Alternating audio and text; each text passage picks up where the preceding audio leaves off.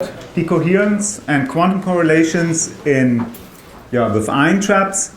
It's two distinct topics, you will see, and some of you have heard things, but so I would like to invite you also for discussions. I mean, this is a workshop, I guess, so if I don't get through everything, I don't mind.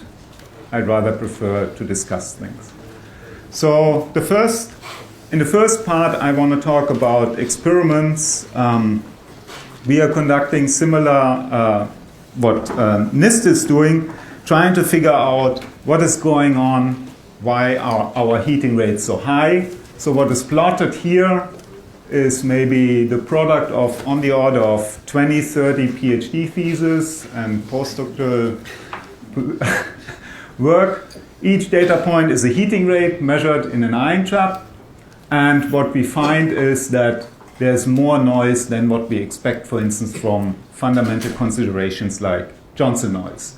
So the question is now, I mean, there are two questions here. Where's this noise coming from and how do we get down? And those questions are hopefully connected to each other. There were conjectures that this noise is caused by, for instance, independently or dependently fluctuating dipoles on the surface. And the point I think I want to make is that this source is pretty much unknown.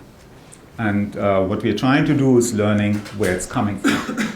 So the kind of experiments we are doing is trapping an ion about 100 micron above a surface trap. And this heating rate is most dominant in its microfabricated traps, and we're using microfabricated traps for this reason, making it easier to bring the ion actually close to the surface. We chose to implement a different fabrication technique as is commonly used for quantum information processing devices, mainly with the idea in mind to have much cheaper traps. So our traps, we get maybe a trap for about 1K. And also much more robust so that we can, for instance, heat the trap to very high temperatures. We have heated one trap to 600-700 C, and like from optical inspection, it still looked fine.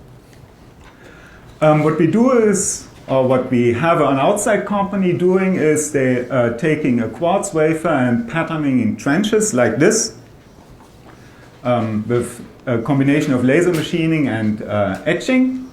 And then we evaporate from the side a metal, and that metal can be pretty much anything. Any metal you can evaporate. And then you evaporate from the other side, and then you can see that ideally you get like the top coated and the sidewall coated, and then you get a nice shielding of the insulator down there.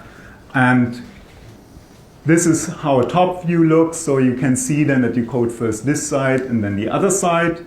What I should point out, for instance, trap electrodes which are round you can't do, or like if the trench would, if you wouldn't want to have something like this in this direction, that wouldn't work.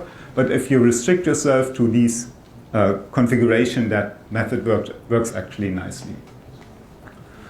So it's robust, flexible material choice, and the evaporation gives us also high quality films, and we can get quite large aspect ratios, as I show you in a second. So this is a cut through the quartz wafer, manufactured in Transloom in Ann Arbor, and you can see that you can get 50 microns down, and recently they have also produced some undercut.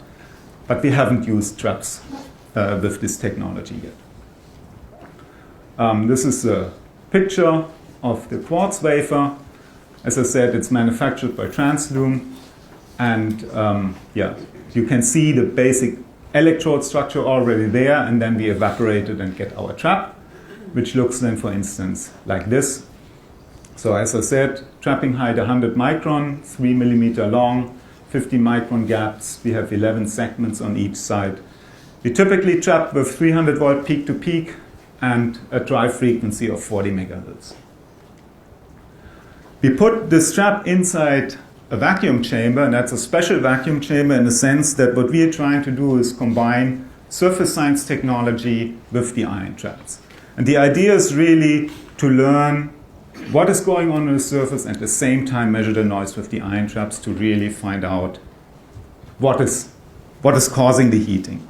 And I will show you some results in that context. So we trap ions in the surface science apparatus. Down here is an Auger spectrometer. You can open the lid, shoot electrons at it.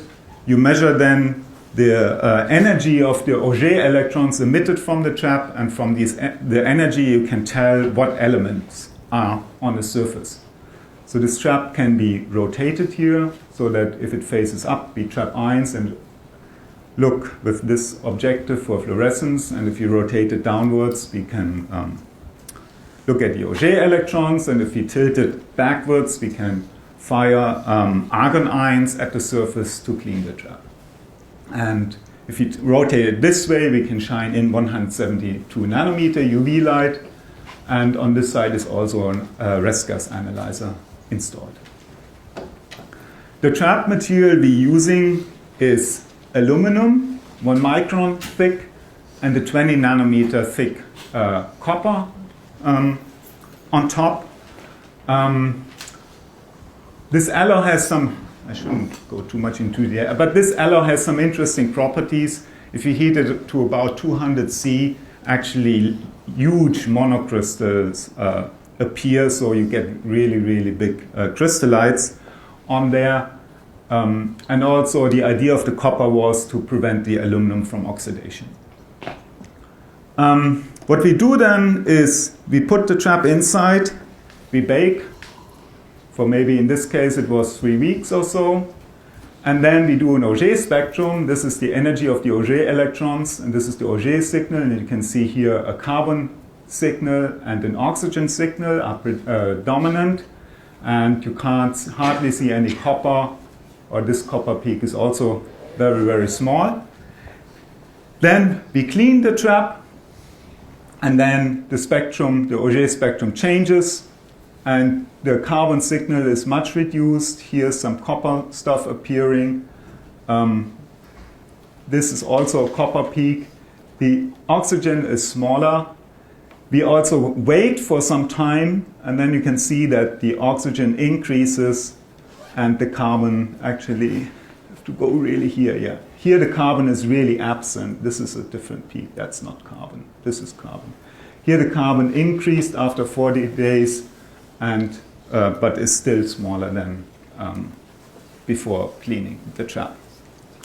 The interesting thing is then to measure the heating rates. This is the heating rate measured in quanta per second as a function of the trap frequency. We measure at lower trap frequencies than in this group, and we see, if I remember correctly, I actually forgot the exponent. I think it's f to the minus 1.5 or so. I have to look it up, sorry. Anyway, so the important thing is that after cleaning, the heating rate drops, and the scaling behavior, if you want to call this a scaling behavior, changes. We see a resonance here, and we don't know where this resonance comes from. This could be physics. I doubt it. I think it's in the filter board. The interesting thing is that despite that the Auger spectrum here looks different, after 40 days of waiting, the heating rates are very similar. And furthermore, we can see here that here there's carbon present on the surface. The carbon per se doesn't lead to significant heating in this case here. So this is different to what the NIST group found. Essentially, the NIST group found that pretty much any carbon contamination on there is a killer. So we don't know why this is different, but this is different. What is also interesting is that the oxygen peak here is significant, and people were often worried about the aluminum oxide, but we don't see a problem.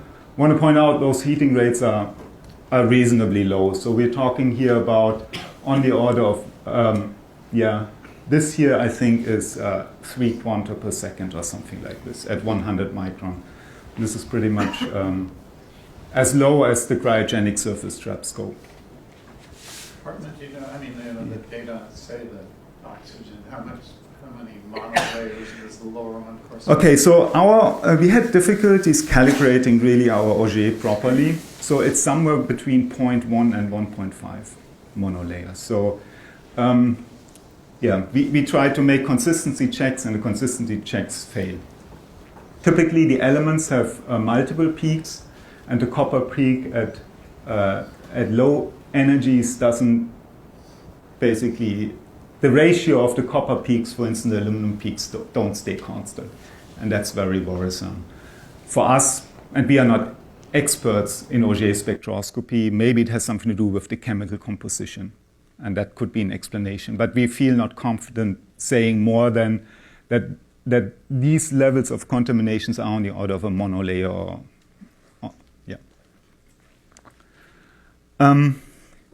So this is a summary now. The NIST group has observed that they could reduce the heating by this argon ion cleaning by 2 orders of magnitude.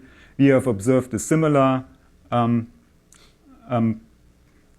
result. We are still above the expected Johnson noise, our expected Johnson noise, I have to say. For the NIST group, it's much lower, and the reason why our expected Johnson noise is much higher is because we are further from the surface and it's harder to be at the Johnson noise limit.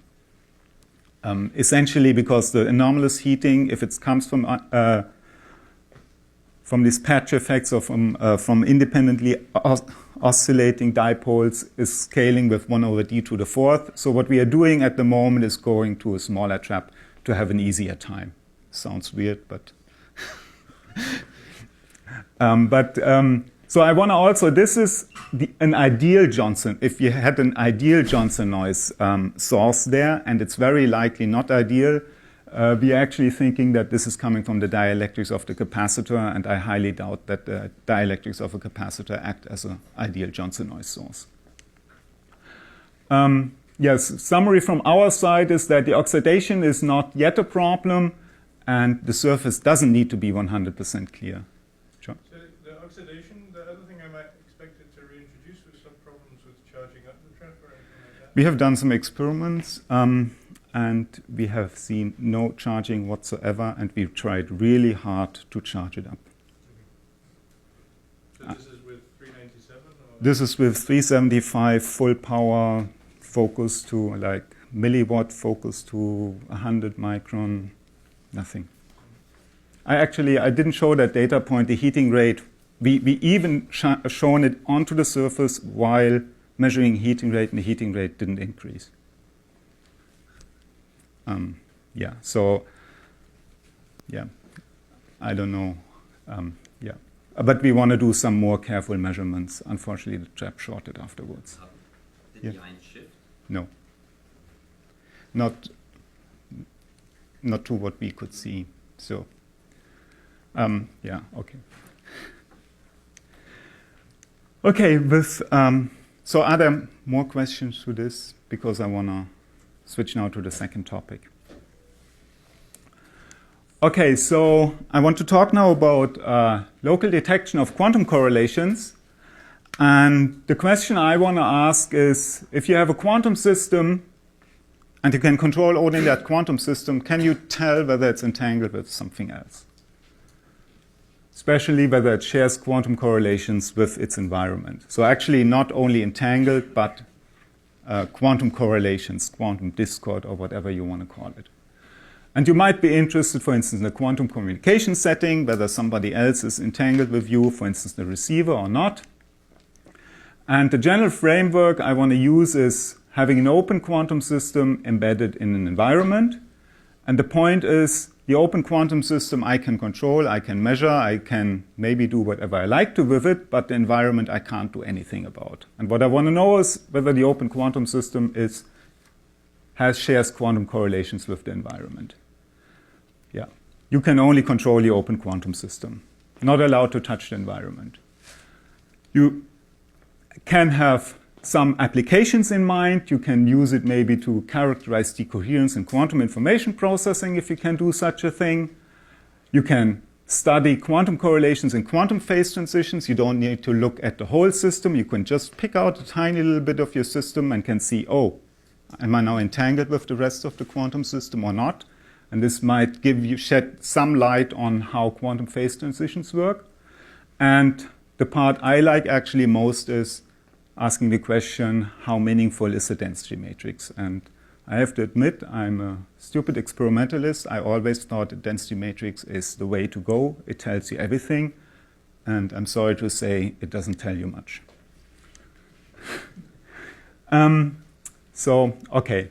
Clarify the role of entanglement during the phase transitions for the quantum correlations. In quantum phase transitions, sorry, I'm a little bit. And to detect the phase transitions in the first place.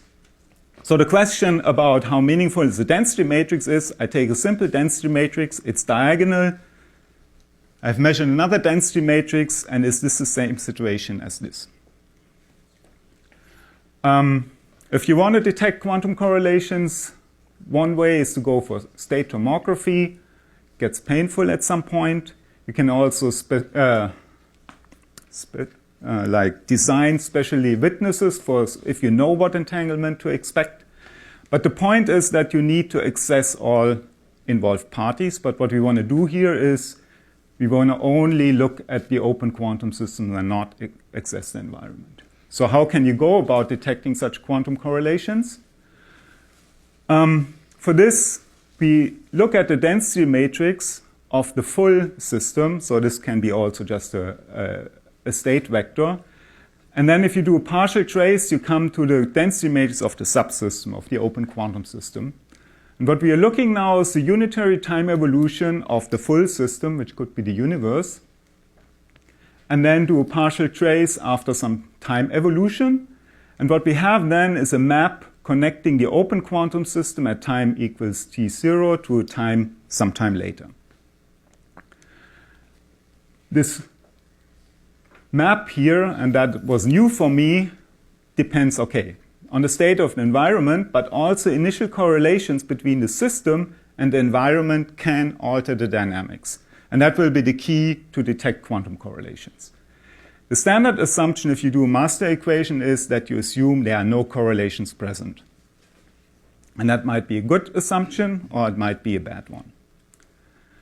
So how can you detect? So what we want to do is we want to exactly show experimentally, or if you show experimentally that the standard assumption is not true, then you have essentially shown that something is wrong with the standard assumption and that you had correlations. So that's what we want to do.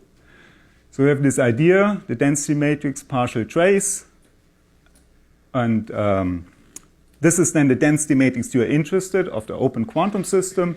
It evolves via some map to the final state, and we compare that to a different system, where the total system is in a different state, but the local density matrix, the density matrix of the open quantum system, is exactly the same as this one here. And I will explain what this operation here is. What we do then is that we evolve the system in time forward and then check at the end whether those two density matrices are the same. That's the protocol.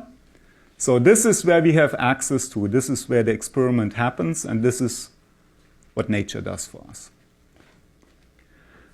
The system we chose to test this is very, very simple. We have the system. It's just a two-level system, calcium in our case, S and D level. As the environment, we chose a single mode of a harmonic oscillator of the radial mode in this case. And there's some dynamics going on here. So this is an open quantum system. It's embedded in a larger system. And this is the open system environment dynamics. We implemented via blue sideband interaction. This is generating the quantum correlations in the first place. If you have no quantum correlations, you can't detect them. So you need to introduce them. And in a real system, they might just happen by itself. In our case, we control them. We know what we are doing. Then the experiment looks like this.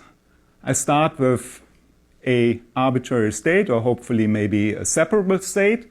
Then I have my system-environment interaction going on, essentially a blue sideband interaction.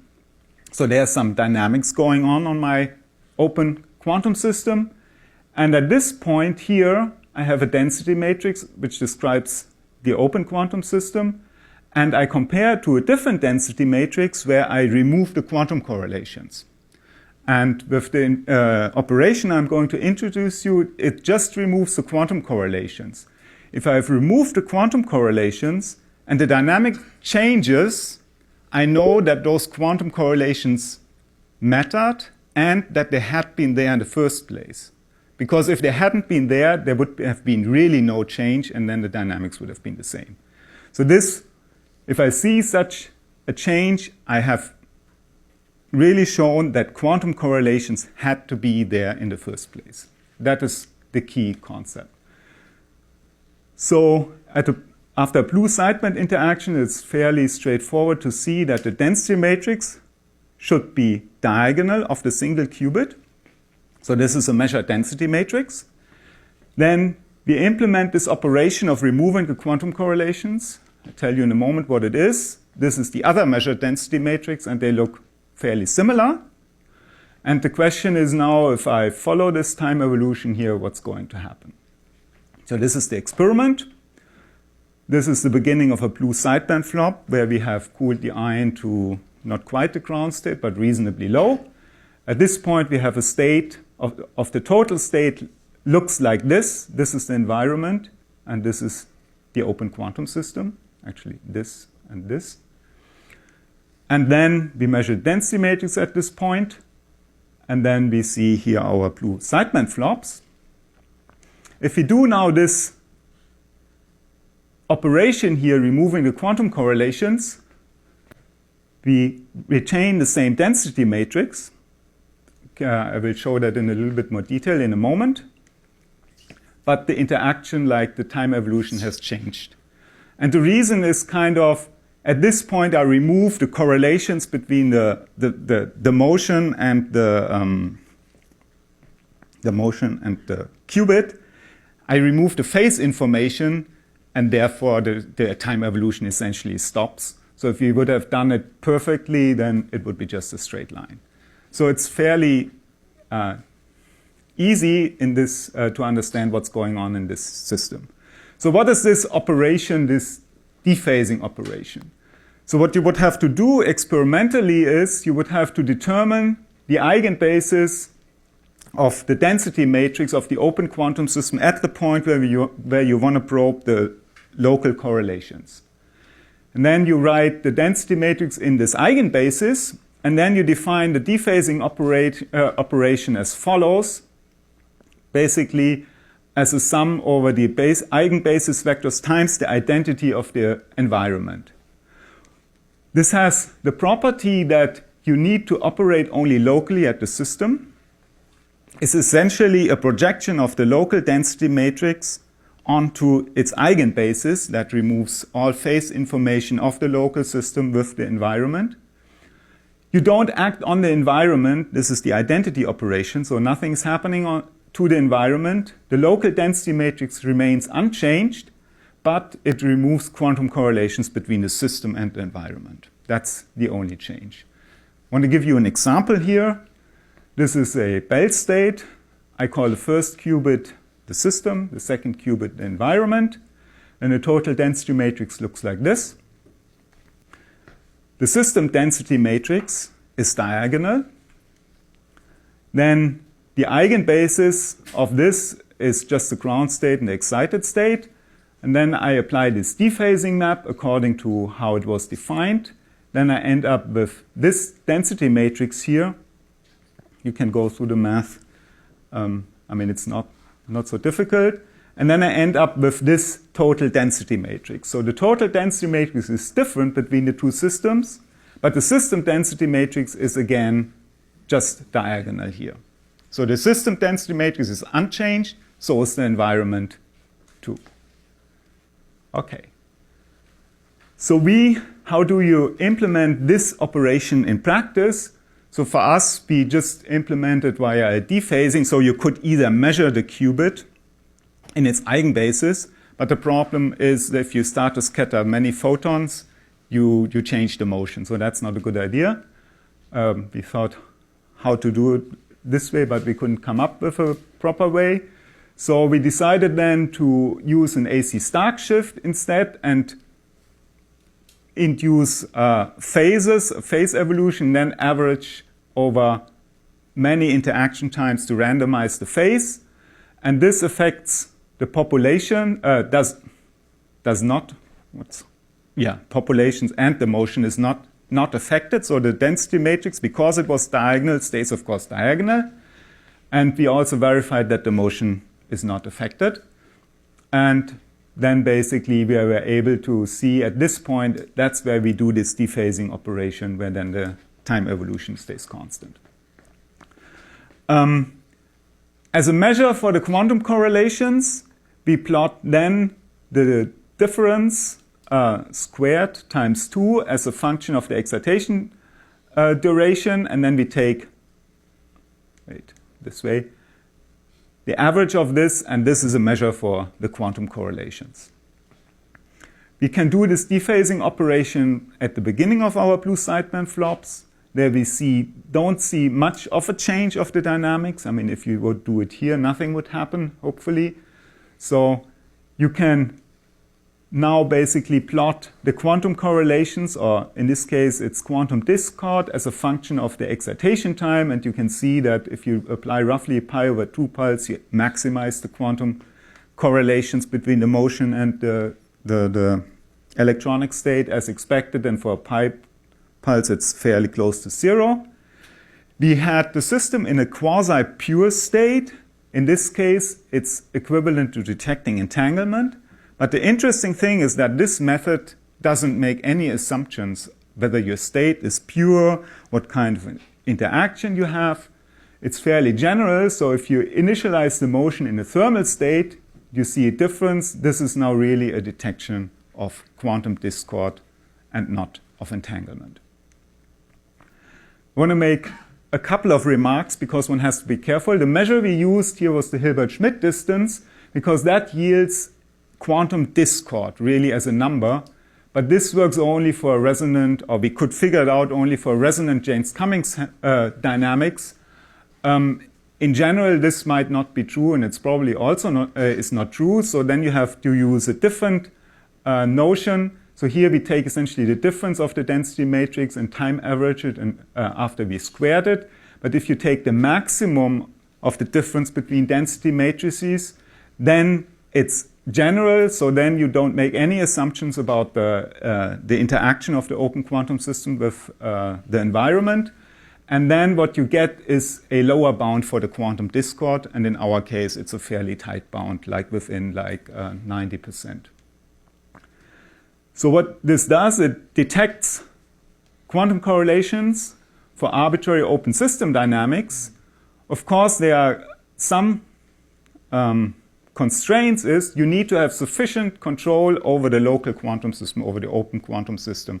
Essentially meaning you need to be able to measure in the eigenbasis or dephase in the eigenbasis.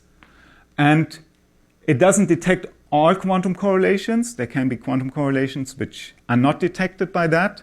Then you might argue those are probably not really relevant. Might be an interesting question maybe. But you can detect the quantum correlations which actually affect the dynamics. And if they affect the dynamics, that means that your density matrix approach was wrong in the first place. Because those quantum correlations actually matter for the dynamics and the density matrix ignores them, or the master equation ignores them, the standard master equation. So I want to summarize. I talked about heating rate studies with surface traps. We see that oxidation, okay, it's dying anyways. Oxidation is not really a problem. The surface doesn't seem to be it's not necessary that the surface is 100.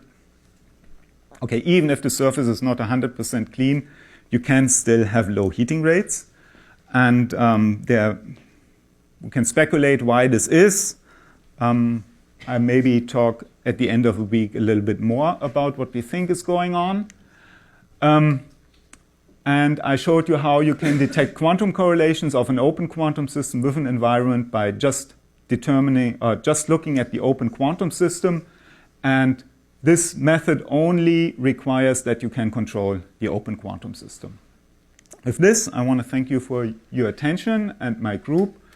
In these experiments, Manuel Gessner from Freiburg actually worked a lot on the open quantum systems things together with Mike and Hong. And Nikos and Ishan and Sebastian is not here. We're basically doing the heating rate studies. And yeah, thank you for your attention.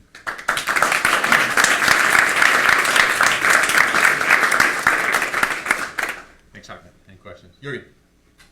I have two questions. So the first one is a remark. I think you said you find it difficult to produce this uncorrelated state. But in my view, if you take a diagonal density matrix, you can just do the experiment with one state and with the other state, and the other one you get simply by a carrier pi pulse. Okay, and then you weight the results with the corresponding weights. You just sum the results up. Yeah, yeah. Because this sum is what really the density matrix represents.